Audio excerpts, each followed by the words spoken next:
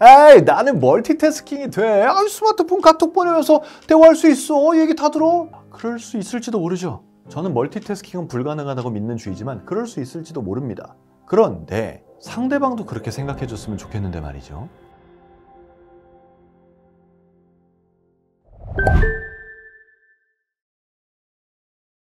경청은 집중력이에요. 그리고 희생입니다. 희생이란 뭐냐면 내가 말하고 싶은 내 마음을 참는 희생이에요. 왜냐하면 지금은 그거보다 일단 상대방의 말을 들어주겠다라고 내가 마음을 먹었으니까. 그래서 상대방의 말을 들어주겠다. 좋아요. 제가 지난 시간에도 말했듯이 대화를 할 때 상대방이 하고 싶은 얘기를 하게 만들면 좋다고 했어요. 그걸 위해서 상대방을 관찰하라고 했죠. 내가 이런 얘기를 했을 때 제가 재밌나? 내가 이런 얘기를 했을 때 제가 재밌었나? 좋아했나? 표정이 밝았나? 혹은 표정이 어두웠나? 이런 걸 관찰하는 거예요. 상대방도 나에 대해서 그런 관찰을 하면 좋겠죠. 예를 들어서 제가 미술엔 전혀 관심이 없는 사람인데 새로 나온 젊은 화가 얘기나 재밌는 미술 얘기를 저한테 하면 전 재밌겠습니까? 재미없겠죠. 그러면 근데 제가 그 사람이 좋으면 얘기는 일단 들어주겠지만 제 표정은 썩어 있겠죠. 그러면 저의 그런 모습을 제 친구가 알아차렸다면 그 말을 하지 말아야죠. 화제를 돌려야죠. 그런데 화제를 그 정도의 센스는 없는, 그 정도의 대화의 능력은 없는 친구라고 가정한다면 그렇다면 그때부터 나의 경청 능력이 빛을 발할 시간입니다. 내가 재미없지만 나는 관심 없는 얘기지만 마치 이 얘기가 세상에서 제일 재밌는 것처럼 마치 내가 너무너무 좋아하는 주제의 이야기인 것처럼 상대방에게 100% 몰입해서 경청을 해주는 거예요. 여기에는 태도와 정신이 둘 다 들어가요. 태도는 뭐라? 내가 눈을 상대방을 바라봐야 되고요. 눈만 바라보는 게 아니라 얼굴도 상대방을 향해 있어야 되고요. 어깨, 몸통도 상대방 쪽을 향해 있어야 되고요. 더 크게는 저의 무릎 방향도 상대방 쪽을 향해 있어야 됩니다. 제가 예를 들어서 지금 여러분한테 말할 때 저는 정면을 향하고 지금 얘기를 하고 있잖아요. 근데 만약에 제가 이렇게 하고서 여러분에게 얘기를 하면 여러분은 지금 제가 여러분에게 100% 몰입을 하고 있다고 느끼십니까? 아마 조금은 다르게 느껴지실 거예요. 뭔가 여기서 들어오는 누군가를 향해서 더 집중하고 있는, 내가 마치 누군가를 기다리고 있는 그런 느낌을 받으실 겁니다. 제가 잠깐 자세를 틀었는데도 이런 느낌을 받으시는데 아마 여러분이 이런 자세로 오래 대화한다면 훨씬 더 그렇게 느껴지겠죠. 그리고 중요한 것 또 하나는 스마트폰입니다. 정말 경청을 해야 되겠다라고 생각한다면 스마트폰 내려놓으세요. 에이, 나는 멀티태스킹이 돼. 스마트폰 카톡 보내면서 대화할 수 있어. 얘기 다 들어. 나 무슨 얘기한지 다 알아. 방금 얘기한 거 내가 다시 얘기해볼까? 그럴 수 있을지도 모르죠. 저는 멀티태스킹은 불가능하다고 믿는 주의지만 그럴 수 있을지도 모릅니다. 그런데 상대방도 그렇게 생각해 줬으면 좋겠는데 말이죠. 당신이 스마트폰을 드는 순간 상대방은 일단 기분이 나쁠 겁니다. 왜냐하면 자기한테 집중한다고 더 이상 생각해 주지 않을 거예요. 그러니 내가 누군가의 이야기에 경청을 해야 되겠다라고 마음먹은 순간 눈, 시선, 얼굴, 몸통, 무릎 전부 그 사람을 향해 주시고 그 사람의 이야기가 세상에서 제일 재밌는 이야기인 것처럼 집중해서 들어주시고 스마트폰은 잠깐 내려놓으세요. 일반적으로 친구랑 얘기하는 대화, 또 말하기의 일종이고요. 이거를 사적인 대화라고 한다면 공적인 대화, 우리가 회사에서 업무상으로 이야기할 때 부장님, 과장님 혹은 거래처랑 함께 얘기하는 이런 대화, 이런 거는 친구랑의 대화는 좀 다르죠. 공적인 대화입니다. 하지만 공적인 대화에서의 말하기 역시 굉장히 중요합니다. 공적인 상황에서의 말하기를 명확하게 하지 않으면 우리의 일이 잘 안 돌아가고요. 사적인 관계에서의 말하기를 잘할 수 없으면 우리는 인생이 불행해집니다. 그러니 말하기를 잘하려면 공적인 말하기와 사적인 말하기 둘 다 잘해야 되는데, 자, 그러면 공적인 말하기는 항상 목표가 있습니다. 내가 어딘가에서 누군가에게 말을 할 때 이걸 설득을 해야 되죠. 내가 가지고 있는 어떤 능력을 발휘하기 위해서 혹은 이 어떠한 일을 진행함에 있어서 우리 팀으로 큰 업무가 안 오게끔, 그러니까 나의 조직원들을 보호하기 위해서 아니면 어떤 다른 일을 성공시키기 위해서 어떤 목표를 가지고도 항상 설득을 해야 됩니다. 그게 공적인 말하기예요.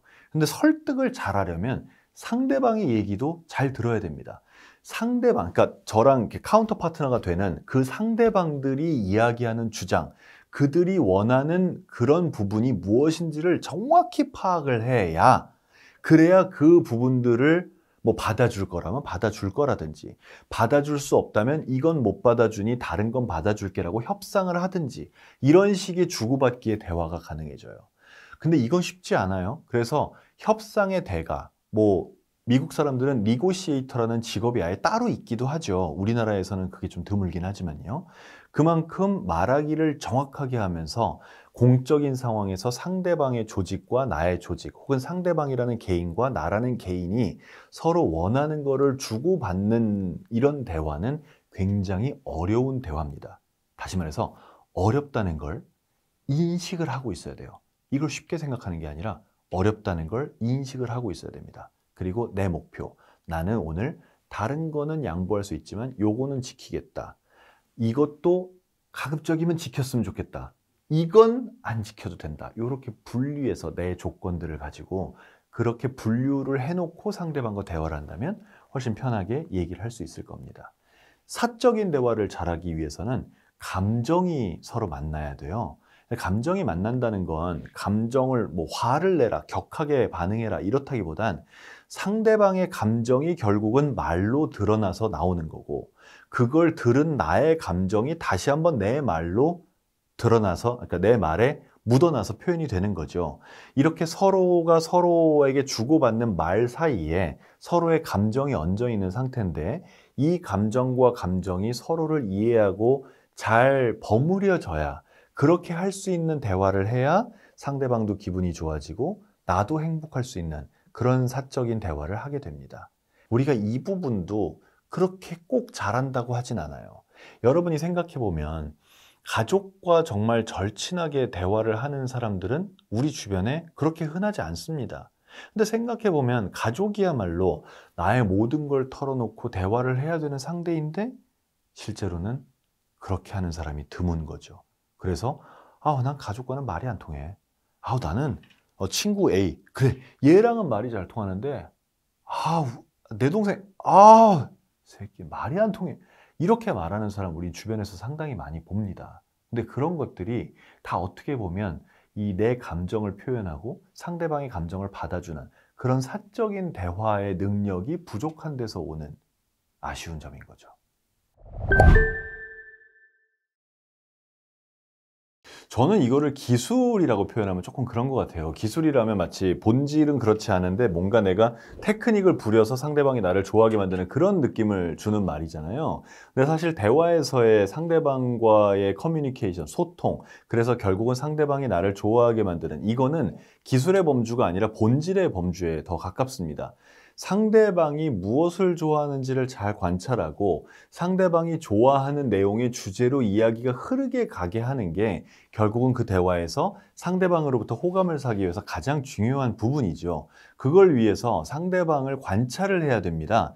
이 사람이 어떤 대화를 할 때 표정이 좋아지는지, 어떤 대화를 할 때 좀 더 신나게 대화에 집중을 하는지, 내 얘기를 잘 들어주는지, 이런 부분을 잘 집중을 해서 내가 신나서 재밌게 할 수 있는 이야기가 아니라 상대방이 신나서 재밌게 할 수 있는 이야기 쪽으로 이야기의 주제를 계속 몰고 가주는 거죠. 그래서 결국은 나는 말을 하지 않아도 돼요. 상대방이 신나서 말을 많이 할 수 있게 해주기만 한다면 그 자체로도 나에 대한 상대방의 호감도는 매우 높아질 겁니다. 우선 가까이 하고 싶은 사람의 특징은 언제 그 사람과 얘기해도 편안한 사람이 제일 좋습니다.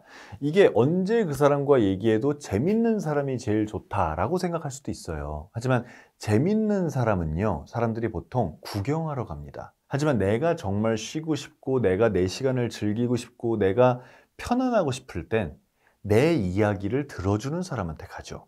그래서 누군가가 상대방, 친구 혹은 가족, 이런 상대방들의 얘기를 깊게 경청해 주는 사람이 있다면 누구나 그 사람과 친구가 되고 싶어 하고 누구나 그 사람과 시간을 보내고 싶어 합니다. 지금 제가 여기까지 말했는데 여러분의 머릿속에 떠오르는 사람이 있을 거예요. 그 사람이 여러분한테는 그런 사람인 거예요. 경청을 정말 잘해주는 사람. 그럼 반대로 그 사람이나 혹은 다른 사람에게 제가 이 질문을 했을 때 떠오르는 사람이 여러분이면 얼마나 좋겠습니까? 그게 제가 경청을 강조하는 이유인 거죠.